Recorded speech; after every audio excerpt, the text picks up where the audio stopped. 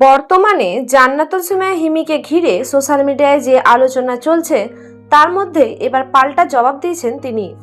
Viral হওয়া কিছু দৃশ্য এবং বিভিন্ন মন্তব্যের পর হিমি স্পষ্ট করে বলেন, একজন মানুষ হিসাবে তার নিজের মতো করে বাঁচার অধিকার আছে, আর একজন শিল্পী হিসাবে তিনি তার কাজটাকে গুরুত্ব দেন। তিনি জানান, একটি নাটকের দৃশ্যকে আলাদা করে দেখলে অনেক কিছুই ভুলভাবে বোঝা যেতে পারে, কিন্তু পুরো গল্পটা দেখলে বোঝা যায় প্রতিটি দৃশ্যের পেছনে একটা নির্দিষ্ট প্রেক্ষাপট থাকে। তাই শুধুমাত্র ভাইরাল ক্লিপ দেখে কারো ব্যক্তিগত জীবন বা সিদ্ধান্ত নিয়ে মন্তব্য করা ঠিক নয়।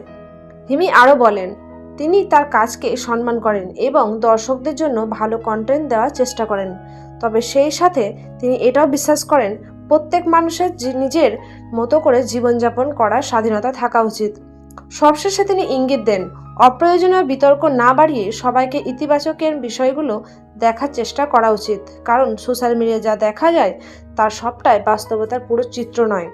আপনার কি মনে হয়, শিল্পীর ব্যক্তিগত স্বাধীনতা কি সবচেয়ে গুরুত্বপূর্ণ, নাকি দর্শকদের প্রত্যাশার দিকটাও সমানভাবে দেখা উচিত? আপনার মতামত অবশ্যই কমেন্টে জানাবেন।